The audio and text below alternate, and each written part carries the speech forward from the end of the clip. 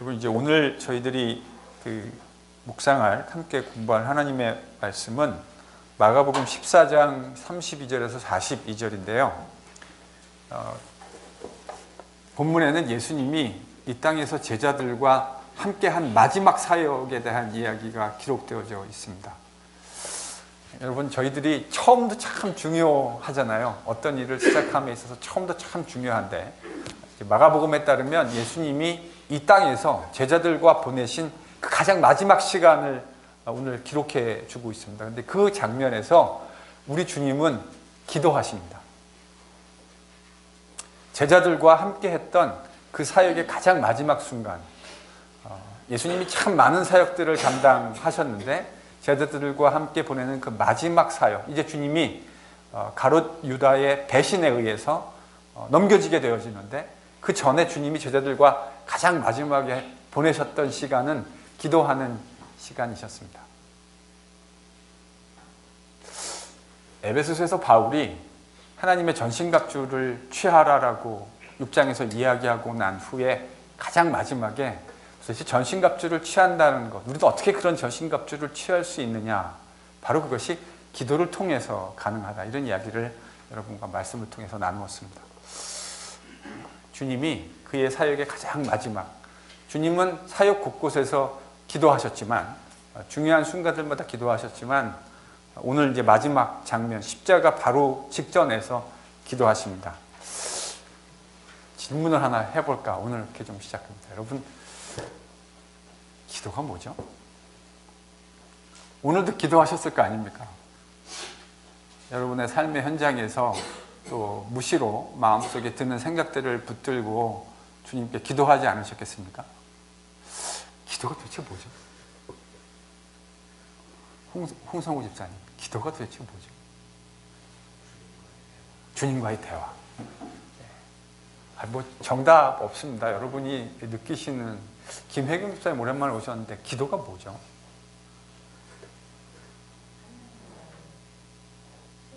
소통. 김원혜 권사님, 기도가, 권사님은 기도를 만약에 베이비 크리스찬 누가 권사님 오랫동안 주님을 믿으셨는데 기도가 뭐예요, 권사님? 이렇게 물으시면 뭐라고 대답해 주시겠습니까? 교제. 네. 박화비 장로님 뭐라고 대답하시겠습니까? 제가 너무 훅 들어갔나요?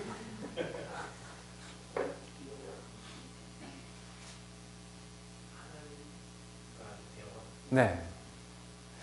다양하게 저희들이 저희들이 기도에서 중요하게 생각하는 것들을 아마 여러분들이 다 표현하셨을 것이라고 생각합니다.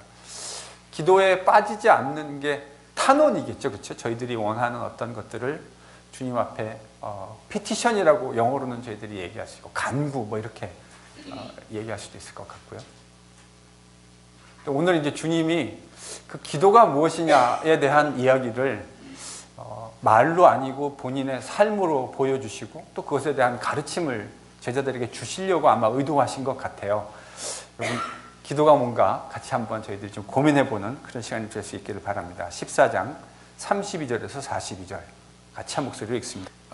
이 본문 바로 앞에서 예수님은 제자들과 성만찬을 하셨습니다. 이 땅에서 마지막 6월절 만찬을 보내셨죠. 그리고 자신이 죽음이 가지고 있는 그 의미가 무엇인지를 제자들에게 새로운 언약을 세우시면서 설명해 주셨습니다.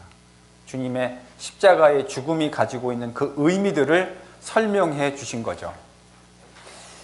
그리고 나서 주님은 제자들의 배신을 예고하셨습니다. 제가 이게 배신 예고보다는 뭐라고, 어떤 식으로 설명하는 게 더 좋다고 말씀드렸냐면, 배신도 배신이지만 배신으로부터의 회복 예고, 그 제자들이 가지고 있는 연약함을 그대로 제자들이 실력을 보여주게 될 텐데, 그러나 그럼에도 불구하고 새 언약의 백성, 6월절 양으로 돌아가시고 새 언약을 체결하시는 주님께서 그들을 버리지 않으시고 그들을 다시 회복해서 하나님의 백성으로 다시 만들어내겠다고 하는 그런 마음으로 주님이 그 이야기를 하셨을 것이다. 지난 시간에 저희들이 그런 이야기까지 했습니다. 오늘 이제 제자들과 보내는 주님의 마지막 사역에 대한 이야기입니다. 거기서 주님은 오늘 뭐 하시죠? 기도하십니다. 가장 마지막에 주님은 기도하십니다. 저는 주님이 기도도 하셨지만 제자들에게 기도를 가르쳐 주시려는 의도가 다분히 있지 않으셨는가 하는 생각을 합니다. 예수님도 너무 힘드신 것 때문에 기도하실 수밖에 없었겠지만, 그러나 제자들에게 기도에 대해서 가르쳐 주시려는 목적이 좀 있지 않았을까? 본문을 읽으면서 그런 생각을 할 수밖에 없습니다. 자, 제자들과 성만찬, 6월절 마지막 만찬을 이 땅에서 행하시고 마가복음 저자는 예수님께서 감람산으로 나아가셨다, 이렇게 이제 기록했습니다. 그래서 감람산으로 나아가신 주님이 제자들과 어디에 이르렀다고 32절이 이야기하죠? 겟세마네. 여러분, 예루살렘을 가보신 분 혹시 계십니까? 한번 손을 들어보시죠. 예루살렘 가보신 분. 저는 안 가보셨네요. 저는 생각보다 많이 안 가셨네요. 예루살렘 안 가보셨습니까? 김경희 집사님 가보셨잖아요. 네. 여러분, 예루살렘이라고 하는 거 혹시 구글에 가서, 요즘은요 쳐보면 다 나오잖아요. 맵에도요. 예루살렘은 도시라고 말하는 것보다는 뭐라고 부르는 게 더 적합하다고 제가 말씀드렸습니까? 성전도시. 성전을 중심으로 해서 형성되어 있는 큰 도시가 아닙니다, 사실 예루살렘이.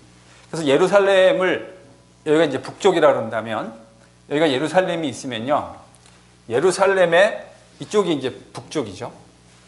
여기가 남쪽이고, 여기가 동쪽이고 서쪽인데, 예루살렘 성전을 중심으로 해서 동편에 뭐가 있냐면, 마운트 올리브, 감람산이 있습니다. 감람산이 있죠. 그래서 감람산을 가는 길에 여기가 뭐가 있냐면, 기드론 시냇가라고 하는 시냇가가 하나 있고요. 그리고 지금 예수님은 어디 도착하셨다고요? 겟세마네. 겟세마네는 예루살렘 성전과 올리브산, 감람산 사이에, 그러니까 성전에서 봤을 때는 북동쪽이 되고요. 그리고 감람산에서 봤을 때는 북서쪽이 됩니다.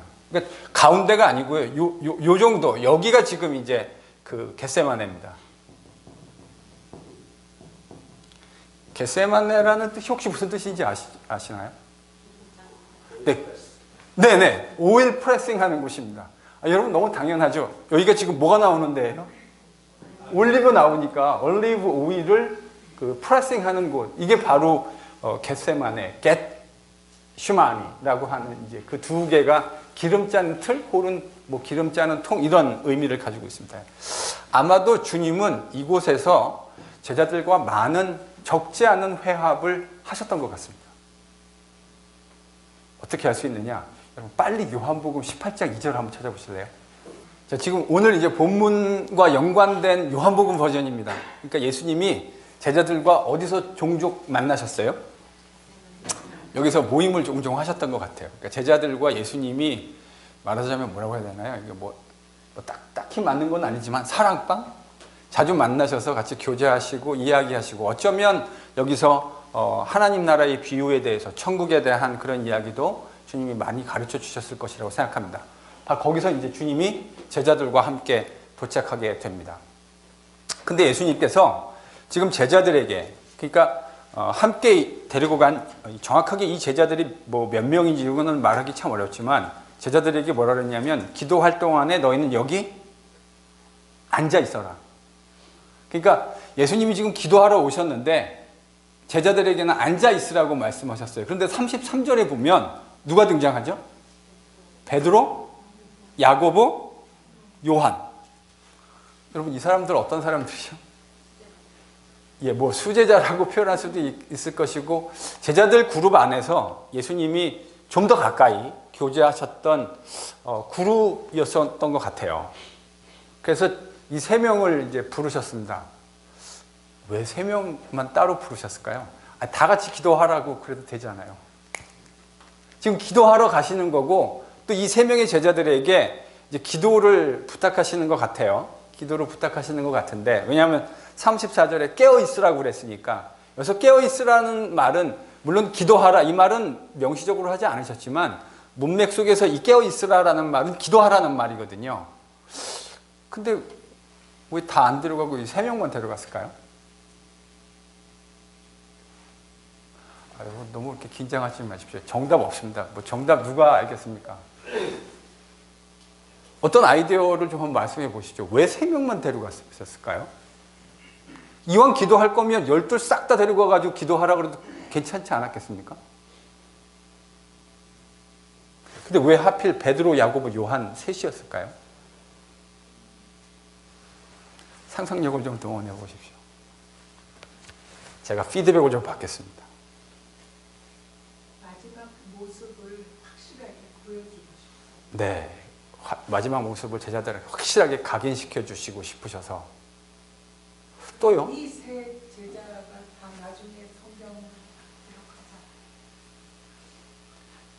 예, 물론 여기서 야고보는 아마 기록하지 않았겠죠. 네. 또 다른 생각 없으십니까? 왜 하필 이 3명이었을까요? 예, 그러니까 일단은 그 생각을 저희도 좀 해볼 필요가 있죠. 그러니까 변화산을 비롯해서 예수님의 사역에 항상 그 중요한 순간들마다 제자들이 동행했지만 그 중에 특별히 베드로, 야고보, 요한 3명의 제자가 항상 지근거리에서 주님을 보좌하고 같이 있었잖아요. 그러니까 그런 어떤 연장선상? 습관적이라고 표현할 수 있을지 모르겠지만 어쨌든 그런 연장선상에 있다고 얘기할 수도 있고요. 또요? 그거 말고 여러분 한번 생각해 보실 수 있는 게 이 세 제자가 그 하나로 묶일 수 있는 공통점이 있어요. 지금 특별히 이 세팅에서.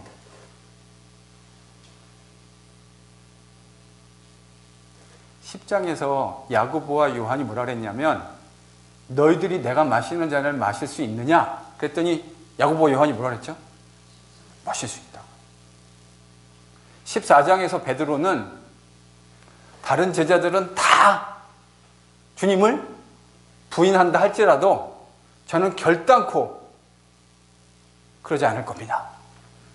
그러니까 지금 요 세 제자가 특별히 마가복음 안에서 예수님의 십자가를 앞에 두고 십자가 앞에서 주님을 부인하지도 않을 것이라고 얘기했고 그 고난의 잔을 자신들도 죽을지언정 이렇게 말했던 제자들 아닙니까? 그러니까 그 제자들을 일부러 주님이 좀 데려가시는 것이 아닌가 하는 생각을 저는 좀 하게 됩니다. 그래서 데리고 가셔가지고 34절에서 뭐라 그러셨냐면 주님께서 34절 같이 읽습니다. 여러분 예수님이 지금 제자들한테 3명의 제자한테 뭐라 그러셨냐면 내 마음이 심히 고민하여 죽게 되었다. 저희들이 하는 말, 뭐 그 어법하고 많이 다르지 않는 것 같아요. 정말 죽을 만큼 힘든 상황이 되신 거죠. 그럼 여러분 저 질문을 해볼게요. 왜 예수님은 지금 죽을 만큼 힘드신 겁니까? 물론 본문은 오늘 구체적으로 예수님이 왜 힘들었다라고 하는 거를 정확하게 명시해서 기록해 주지는 않아요. 그렇죠? 그런데 예수님이 왜 힘들어서 죽을 만큼, 고민해서 죽을 만큼 되었는지에 대해서 유추해 볼 수 있는 것이 본문에 사실은 있기는 합니다. 그렇죠? 왜 예수님 지금 고민해서 죽을 만큼 되셨습니까? 저 간만에 오신 우리 백이문 집사님. 왜 예수님이 지금 죽을 만큼 고민하시게 된 겁니까? 대답을 한번 해보시죠.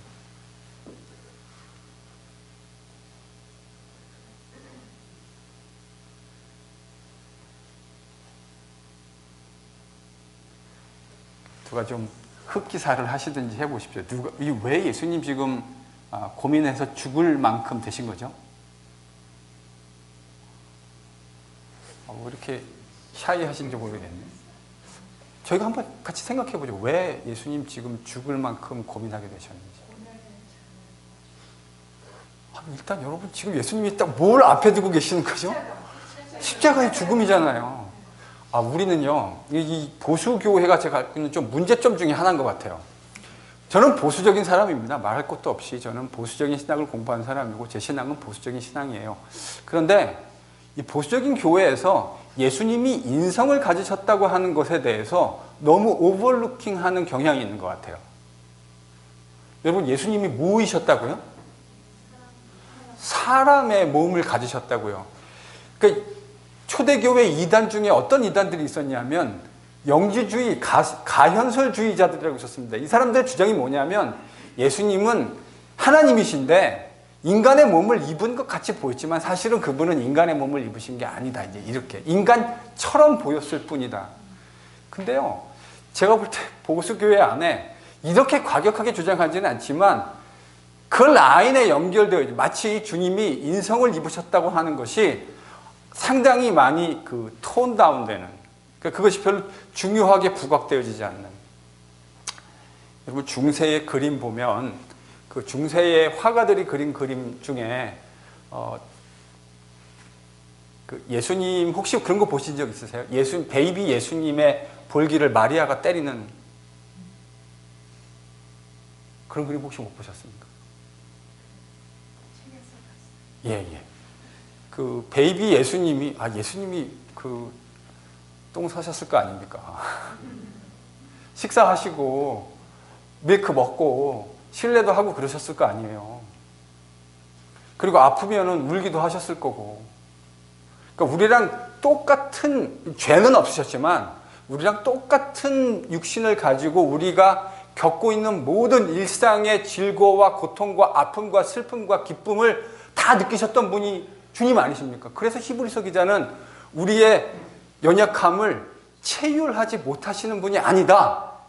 여러분, 체휼이라는 말이 그런 거 아닙니까? 실제로 몸으로 겪어서 그것이 무엇인지 아는 거잖아요. 왜 예수님이 고민하셨을까? 제가 전에 어떤 목사님이 이걸 보고 뭐라고 설명하시고 말냐면, 예수님은 우리같이 그렇게 죽음 때문에 두려워서 그 힘들었던 거 아니다. 저는 그렇다고 생각해요. 예수님, 여러분, 생명을 가지고 있는 사람은 그 생명이 끊어지는 것에 대한 두려움을 누구나 다 가지고 있습니다. 여러분, 그거 없는 사람이 누가 있겠습니까? 생명이 있는데 생명이 끊어지는 것에 대한 아픔과 두려움이 없는 사람이 누가 있겠어요? 주님 분명히 자신이 죽어야 한다고 하는 이 길을 걸어가는 이 길 끝에서 십자가에서 처참하게 매우 고통스럽게 죽어야 한다고 하는 인간의 죽음을, 예수님의 죽음이 신이기 때문에 그분의 고통이 경감되는 게 절대 아니에요. 우리가 겪어야 하는 똑같은 그 고통을 예수님이 지나가셔야 하는 거라고요. 그러니까 저는 예수님이 인간으로서, 한 인간으로서, 완전한 인간으로서, 죄는 없으시지만 완전한 인간으로서 자신의 생명을 잃는다는 것에 대한 아픔과 두려움이 저는 있었을 것이라고 생각합니다. 그게 없었다면 예수님이 진짜 인간이 아닌 거죠. 그런데 그것만은 아닌 것 같아요. 그것만은 아닌 것 같아요. 물론 그것도 틀림없이 저는 있었을 거라고 생각하는데, 여러분, 예수님이 지금 정말 죽을 만큼 힘들고 힘들었던 이유가 단순히 생명이 끊어지는 것 때문만이었을까? 요거를 유추해 볼 수 있는 구절이 하나 있는데요. 그게 뭐냐면 마가복음 15장 34절입니다. 찾아보실까요?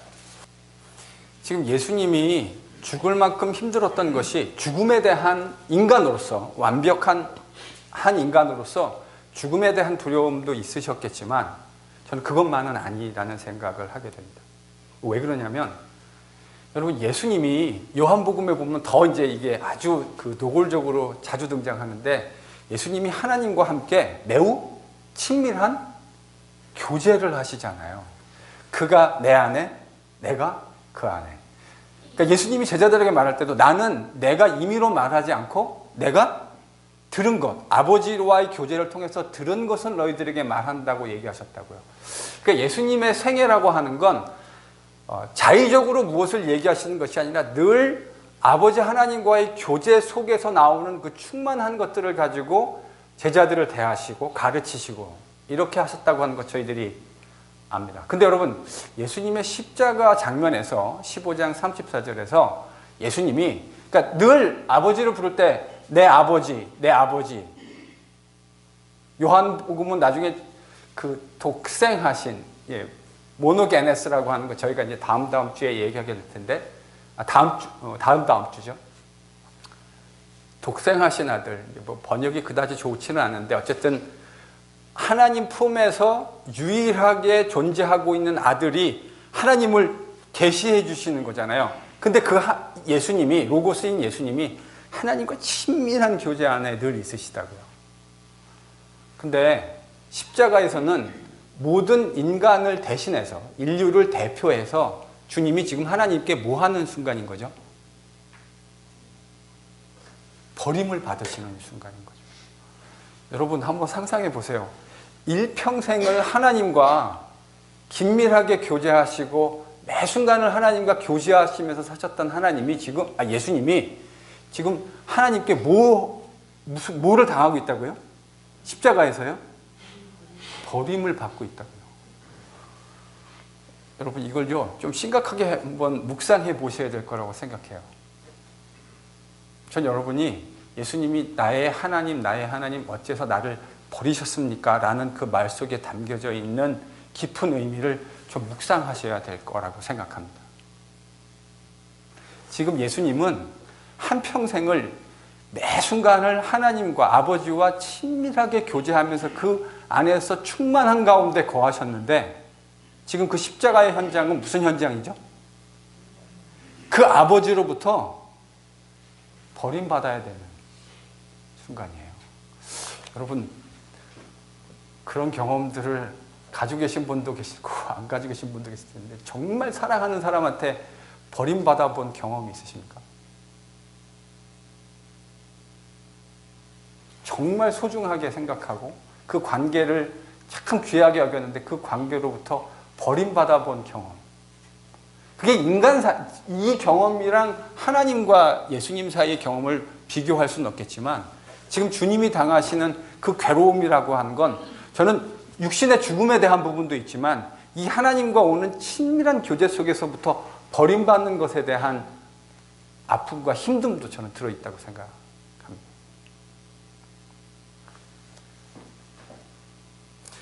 예수님이 인간으로서 모든 인류를 대신해서 하나님께 버림받아야 된다고 하는 이 버림받음이 저는 매우 중요한 것이라고 생각해요. 그래서 주님은 제자들에게 깨어 있으라고, 깨어서, 저는 이 깨어 있으라는 말이 기도하라는 말이 등장하지 않지만 깨어서 함께 기도해 달라고 하는 부탁으로 읽혀집니다. 35절에 그리고 36절에서는 주님이 기도하신 내용이 어떤 것인지가 기록되어져 나옵니다. 35절, 36절 다시 한번 읽겠습니다. 여러분 이 35절, 36절에 지금 우리 주님이 기도하신 이제 기도의 내용을 가지고 많은 목사님들이 이제 기도가 뭔지를 설명할 때 이 내용을 참 많이 얘기하시죠, 그렇죠? 그래서 35절에 우리 주님의 탄원이 나오잖아요. 주님 아버지에 대한 간구가 나오는데 그 간구의 핵심은 뭐죠? 어떤 목사님이 이걸 이렇게 표현하시더라고요. 이게 제가 코트한 겁니다. 지나가게 하소서.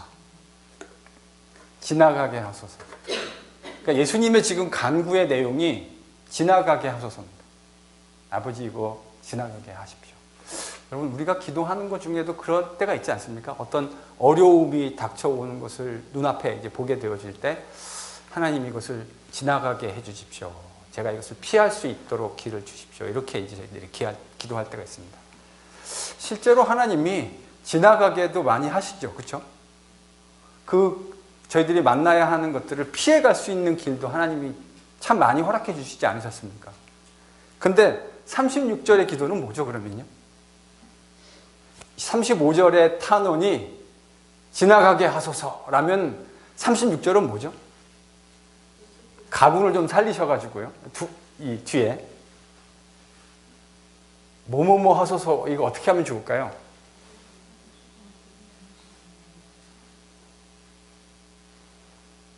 김사님 뭐라고 하면 좋을까요? 35절은 지나가게 하소서. 36절은 뜻대로 하소서. 예, 근데 제가 이제 그 목사님 이게 정답이라는 의미는 아니고요. 그 목사님 어떻게 이걸 표현하셨냐면 감당하게 하소서. 지나가게 하소서, 감당하게 하소서. 그러니까 주님의 기도는 두 개였다는 거죠. 지나가게 하소서. 아버지, 여기 사실 35절에 보면 될 수 있는 대로 이렇게 지금 번역해 놨는데요. 사실은 이게 지금 헬라어 원문에서도 조건문입니다. 하실 수 있다고 한다면, 하실 수 있다고 한다면 이때가 지나가게 하소서 이렇게 번역할 수도 있고요. 사라지게 하소서 이렇게 번역할 수도 있어요. 그러니까 뭐 핵심은 같은 말이죠. 뭐라고 번역하든지 이게 내 앞에서 지나갈 수 있게 주님 아버지 해주십시오. 이렇게 기도하신 거죠. 근데 36절에서는 뭐라 그러냐면 모든 게 가능하오나 이 잔을, 여러분 여기서 주님이 잔이라고 하는 표현을 사용하셨는데 처음이 아니죠? 예. 10장에서 제자들에게 너희가 이 잔을 마실 수 있느냐라고 이렇게 표현하셨잖아요. 여기서 잔이라고 하는 건 유대인의 그 유대 문헌 속에서 주로 이런 문맥에서 사용됩니다. 어떤 운명, 고난, 때로는 죽음을 상징하는 것으로 이 잔이라는 말이 사용되어졌어요. 그래서 이 잔을 내게서 옮겨주십시오. 그런데 내 뜻대로, 내 원대로 하지 마시고 아버지의 원대로 이루어 주소서 이렇게 기도하셨죠. 여러분도 사실은 기도를 이렇게 배우지 않으셨습니까? 저도 학생 때 기도를 그 선배 목사님들한테 기도에 대해서 이렇게 배웠던 것 같아요.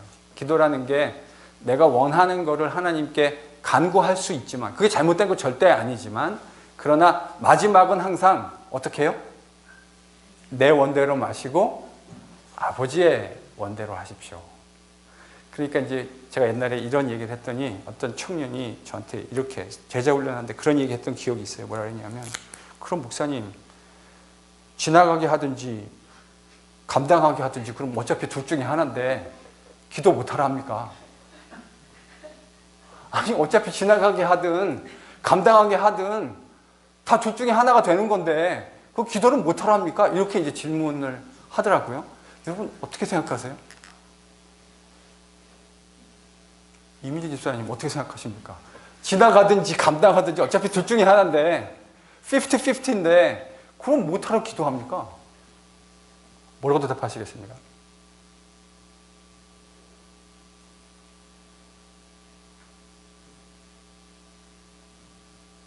물론 우리 삶의 현장에 50-50죠. 지나가든지 감당하든지 둘 중에 하나인데, 그런데요 여러분, 기도 안 하고 지나가거나 기도 안 하고 감당하면 이 안에서 뭐가 이루어지지 않습니까?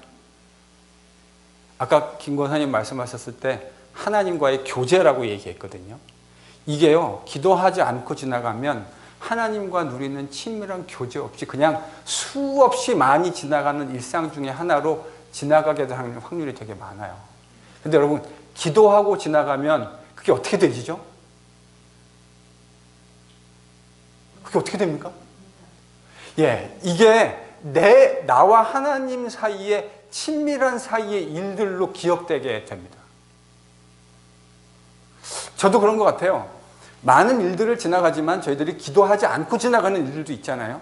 근데 기도하고 지나간 일들은요, 이거는 하나님과 나와의 사이의 역사가 되어집니다. 저는 좋은 크리스찬이 어떤 사람이라고 생각하냐면 하나님과의 사적인 개인적인 그 역사가 많은 사람이 좋은 크리스찬이 될 확률이 높다고 생각합니다.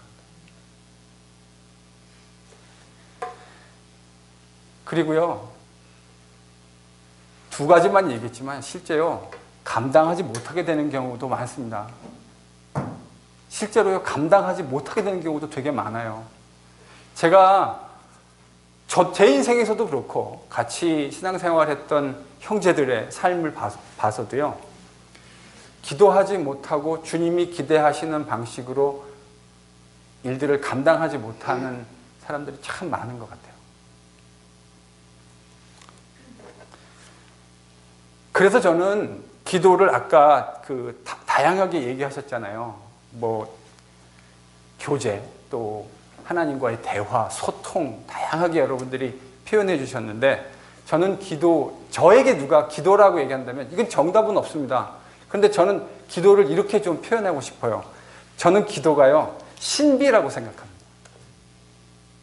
기도가 신비라고 생각합니다. 무슨 의미냐?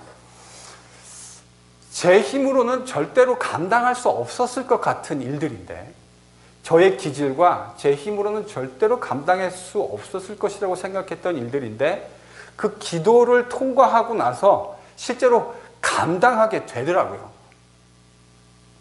그래서 저는요, 기도를 신비라고도 표현하고 싶고요. 어떨 때는 기도를 통해서 제가 얻게 되는 그 결과라는 관점에서 얘기하면, 저는 기도를 통과했을 때 제가 얻게 되는 유익이 단단해짐이라고 생각합니다. 처음엔 잘 용기가 나지 않고 힘들고 어려울 것이라고, 내 힘으로 통과 못할 것이라고 생각했는데, 그 기도를 주님과 하고 난 다음에 그 기도의 골방을 나올 때 단단해져 있는 저를 발견하게 돼요. 틀림없이 기도 전에는 의기소침하고 위축되어져 있었는데, 그 기도를 통과하고 난 다음에 매우 단단해져 있는 것을 경험하게 돼요. 예수님이 지금, 사실 어떻게 보면 예수님도 지금 매우 힘든 순간 아닙니까? 죽음에 대한 고통, 예견된 죽음에 대한 고통뿐만 아니라 일평생을 하나님과 가까이 교제해 왔던 것으로부터 분리되어지는, 버림받는 고통을 지금 동시에 바라보고 있는데, 그 주님께서 그래서 그게 너무 싫어서 이 잔을 나에게서 떠나가게 해달라고, 사라지게 해달라고 기도했습니다. 그런데 주님이 그 기도를 36절에서 어떻게 더 확장시키시냐면, 그러나 내 원대로 마시고 아버지의 원대로 이루어 주소서, 이렇게 기도합니다. 사실은 그래서 기도는 탄원에서 시작해서 많은 경우 순종에 대한 고백으로 끝나는 경우가 참 많죠. 저는 여러분들이 그런 신비를 알고 계시는 대다수의 분들이 그럴 거라고 추측합니다. 기도에 대해서 이야기해 주신 그 주님께서는, 혼자 그렇게 기도하시고 아버지께 기도했던 주님께서는 37절에서 이제 제자들에게 돌아오십니다. 돌아오셨는데 37절에서 제자들이 뭐 하고 있습니까?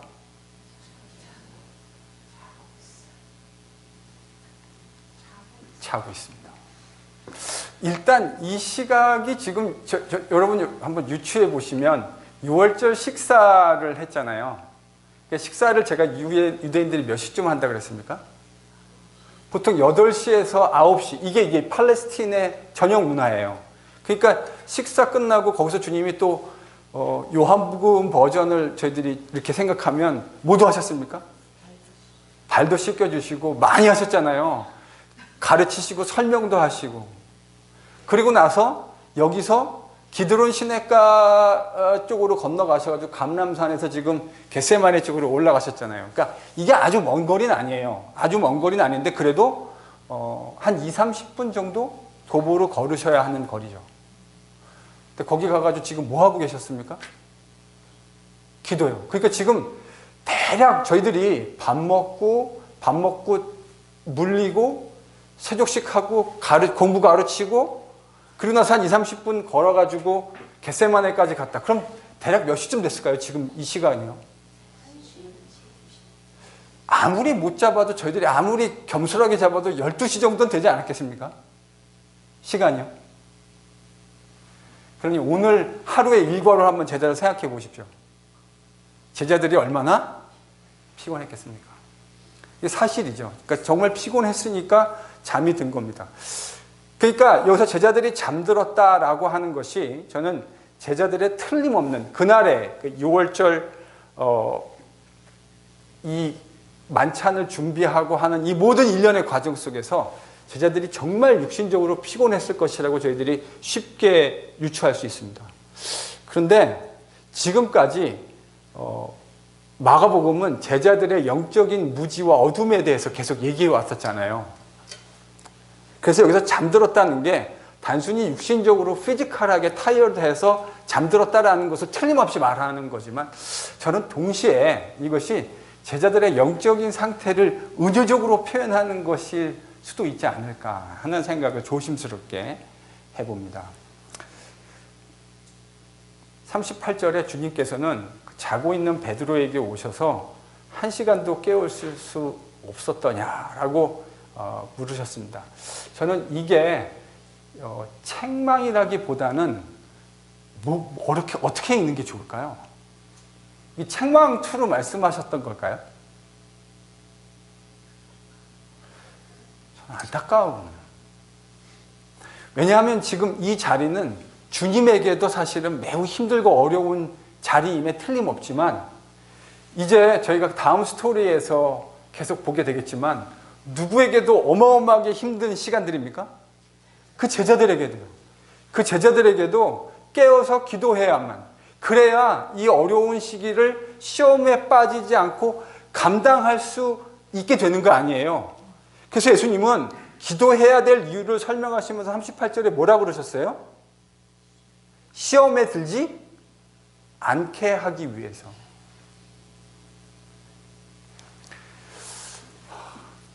여러분, 저를 좀 보실래요? 제가 이제 목사로서 이제 2년 정도 여러분하고 같이 시간을 보냈어요. 그러면 이제 제가 여러분들의 삶의 모든 속속들이 다 알 수는 없더라도 대충 이제 여러분들의 기질도 조금 알고요. 여러분이 어떤 분이신지 대략 우리 이제 서로 선수 파악은 된 거 아닙니까? 피차 간에, 상호 간에 선수 파악은 된 건데, 제가 이제 이건 어느 특정인을 제가 지금 얘기하는 게 절대로 아니고 일반적인, 보편적인 이야기를 여러분들께 드리는 겁니다. 삶을 살다 보면 이제 어려운 일들을 누구나 다 겪어가게 되잖아요. 좋은 일들도 겪고 때로는 힘들고 어려운 일도 겪게 되어지는데, 여러분, 힘들고 어려운 일을 겪을 때일수록 주님 앞에 바짝 낮아져서 기도할 수 있게 되어졌으면 저는 참 좋겠습니다. 근데 현실적으로 교회에서 꼭 그렇지 않더라고요. 제가 지금까지 살면서 목사로 적지 않은 사람들을 만나지 않았겠습니까? 그런데 어려움을 겪었다고 해서 어려움을 겪고 지나갈 때 기도하는 사람들이 틀림없이 있는데, 어려움을 겪을 때 도리어 기도하지 않는 사람들도 적지 않더라고요. 오늘 저희들이 기도에 대한 이야기를 같이 묵상하고 있잖아요. 주님이 마지막 제자들과 함께 지금 기도에 대한 이슈를 가지고 씨름하고 계시는데, 본인의 힘들고 어려움 때문에도 그렇지만 제자들을 위해서 지금 깨어서 기도하라는 말씀을 하고 계신데, 38절에서 주님은 그 목적이 시험에 빠져들지 않기 위해서, 시험에 빠져들어가지 않게 위해서 깨어서 기도하라고 말씀하십니다. 그리고 이 38절에서 진짜 유명한 말씀을 하시죠. 어떤 말입니까? 마음은 원이로되 육신이 연약하여. 자주간 이 이야기를요, 얼마나, 저도 제 평생에 카운트해보지 않았는데 아마 진짜 수천 번은 들어본 것 같아요. 뭐 하다가 잘 안 되면 마음은 원인데 육신이 연약해서. 여러분들 그거 아시죠? 똑같은 이야기를 누가 했느냐에 따라서 그 뉘앙스가 상당히 달라지는 거예요. 똑같은 말을 하는데, 그러니까요, 여러분, 누가 그 말을 했느냐는 저는 되게 중요한 것 같아요. 어떤 타이밍에 누가 그 말을 했느냐. 지금 이 이야기 누가 하신 거죠? 예수님이 제자들에게. 근데 여러분, 우리들의 컨텍스트에서 그 얘기가 들릴 때 어떤 주로 컨텍스트죠? 자신의 레이지함을 익스큐즈하는 문맥에서 우리 맨날 이 이야기 하잖아요. 여러분, 이 이야기는요, 원래 문맥이 그게 아니에요. 이거는 주님께서 자신의 제자들을 긍휼히 여기고 체휼하시는 마음으로 하시는 말씀이에요. 맞죠?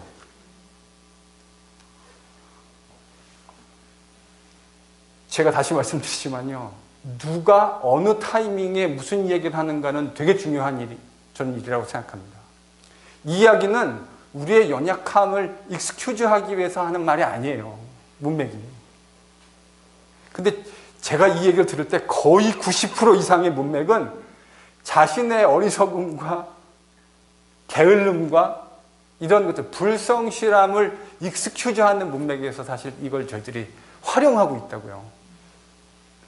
여러분, 하나님이 하셨습니다, 다 하셨습니다라는 말이 얼마나 귀한 말입니까? 그렇죠? 하나님이 다 하셨습니다라는 말이 이게 얼마나 귀한 말입니까? 근데요, 그런 말을 하지 않아야 될 사람이 그런 말을 하는 건 여러분 그거는 이치에 합당한 게 아니에요. 역시 이것도 마찬가지예요. 한번 좀 묵상해 보실 수 있기를 바랍니다. 오늘 집에 가시면서 마음은 원이로되 육신이 연약하다. 이거는 제자들의 그런 부족함을 다 아는 우리 주님께서 그들의 연약함을 체휼히 여기고 긍휼히 여기시면서 하시는 말씀이에요. 그러니까 우리의 그 부족함과 게으름을 핑계대기 위해서 적어도 이 이야기를 하지는 좀 않았으면 좋겠습니다. 네? 저는 적어도 그렇게 생각해요. 주님께서 두 번째 이 이야기를 하시고 난 후에 주님께서 다시 제자들에게 두 번째로 나아갔습니다. 그래서 마태복음에는 이게 좀 더 자세하게 기록되어져 있는데 마가는 그냥 짧게 동일한 말씀으로 기도하셨다 이렇게 기록해주고 있어요. 그리고 다시 제자들에게 두 번째로 오셨습니다. 그랬더니 제자들이 어떻게 됐습니까? 40절 같이 읽습니다. 되게 재밌는 말이 있어요. 오셨는데 되게 피곤했어요. 그러니까 제자들이 지금 뭐 했죠? 잤잖아요. 잤는데 예수님이 오셔가지고 지금 눈이 피곤하다. 그리고 그들이 예수께 무엇으로 대답할 줄을 알지 못했다. 이게 무슨 말입니까? 무슨 말로 대답할 줄 알지 못했다. 일단 저는 그 해석이 맞는 것 같아요. 일단 이제 그런 의미가 틀림없이 있을 것 같아요. 지금 여러분 우리가 왜 자다가 이렇게 깊은 잠에 들었다가 깨면 누가 왔는데 이게 지금 저 사람이 누군가도 빨리 이렇게 파악이 안 되고 이렇게 그 뭐라 그래야 되나요? 램프가 빨리 안 켜질 때가 있잖아요. 누구지? 이렇게 멍할 때가 있는데 아마 이제 제자들이 지금 그런 상황이지 않았을까? 그렇지 않겠습니까? 거기서 곤히 너무 피곤해서 주님 오시는데 기도하시러 가셨는데 언제 오실지도 모르고 다 곤히 잠들어 있는데 예수님 오셔가지고 딱 보니까 제자들이 이제 주님 오시는 거 보고 이제 깨어났겠죠?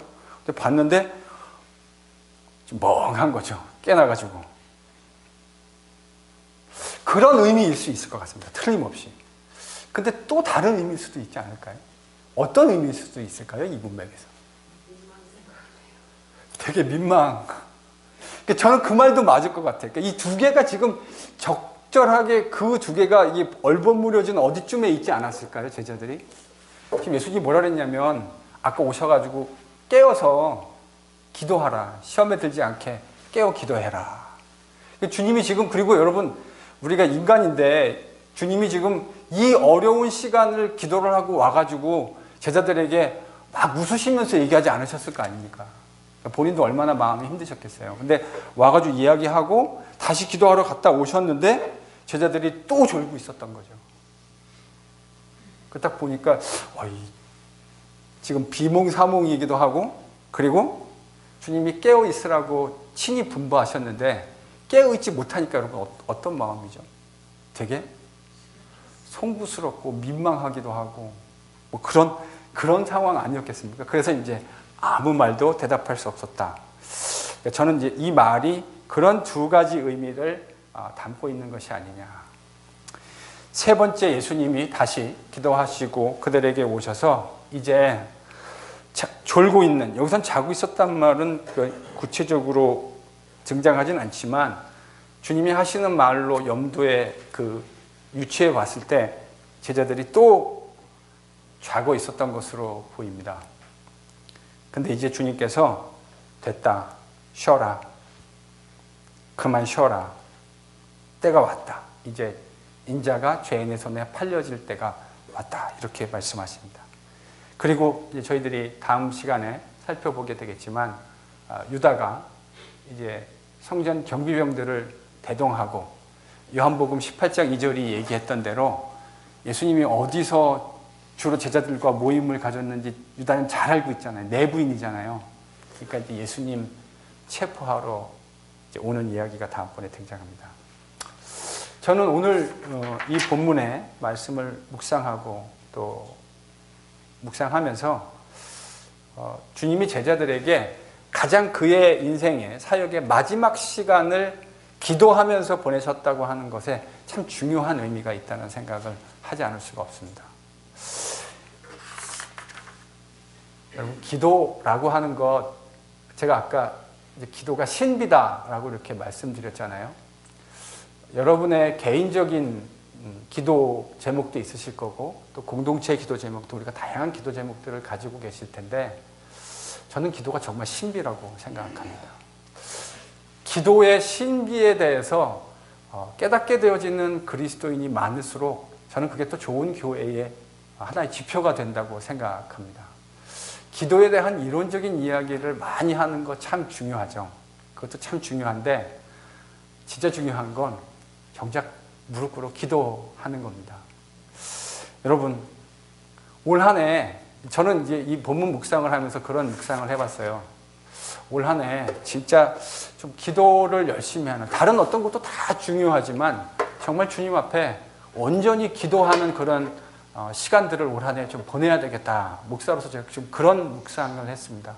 여러분도요, 기도의 시간을 주님과 규칙적으로 한번 가져보실 수 있기를 부탁을 드립니다. 그동안 여러분이 해오셨던 경건의 훈련들이 틀림없이 있으실 텐데, 그 훈련들을 보다 잘 올 한 해 좀 공고하게 만들어서 주님 앞에 기도하실 수 있는 여러분 개인이 2019년 되실 수 있었으면 참 좋겠습니다. 그리고요, 2019년 개인적으로도 기도할 뿐만 아니라 저희들이 공동체적으로도 함께 기도하는 그런 한 해가 될 수 있었으면 참 좋겠습니다. 제가 다른 건 몰라도 그건 하나 알고 있는 목사입니다. 기도하지 않고 되어지면요, 어떤 귀한 일들이 되어지면 참 많은 교회 안에 분란이 되는 경우도 많더라고요. 도리어 기쁘고 감사한 일인데 그것이 분란의 소지가 되는 경우도 있는 것을 제가 참 많이 경험했어요. 그런데요, 기도하고 어떤 일을 겪고 지나가게 되어지면 하나님이 성령이 인도하시는 그 인도하심 속에 모든 것들이 아주 스무트하게 지나가는 것들을 경험하게 됩니다. 오늘 주님께서 제자들에게 그의 인생의 마지막에 기도에 대해서 본을 보이셨고 기도에 대해서 가르치셨다고 하는 것을 여러분 잊지 않으시기를 바랍니다. 에베소서에서도 바울이 전신갑주를 취하라는 이야기를 하고 난 마지막에 기도에 대한 이야기를 하고 있지 않습니까? 제가 설교에서 말씀드렸지만 전신갑주를 취한다고 하는 것과 기도와는 절대 뗄래야 뗄 수 없는 밀접한 관계가 있습니다. 저도 올 한 해 더 열심히 기도하는 목사로 살겠습니다. 옆에 분에게 권면하십시오. 올 한 해 한번 해주실래요? 올 한 해 기도하십시오. 올 한 해 정말 기도할 수 있는 우리가 될 수 있기를 바랍니다. 하나님이 기도하시는 저와 여러분, NGPC를 통해서 올 한 해 주님의 아름다운 일들이 우리의 삶 속에 정말 귀하고 복되고 아름답게 일어날 줄로 믿습니다. 기도하겠습니다. 우리 같이 한번 기도할까요? 오늘 주님께서 제자들에게 마지막 자신의 십자가 앞에서 마지막 장면, 제자들과 보내는 마지막 장면에서 함께 기도하셨는데, 하나님 저희들도 이런 기도의 길을 갈 수 있게 하시고, 그리고 습관적으로 기도할 수 있는 저희들이, 습관적이란 말이 종종 나쁜 의도로 참 많이 네거티브하게 많이 들리는데요, 저는 경건의 훈련은 습관이 있어야 된다고 생각합니다. 올 한 해 저희들이 기도의 경건의 훈련 습관으로 만들어가는 그런 저희들이 될 수 있게 한번 함께 기도하고 우리 공동체를 위해서 그렇게 기도하는 공동체 되게 해달라고 기도하고 마치겠습니다.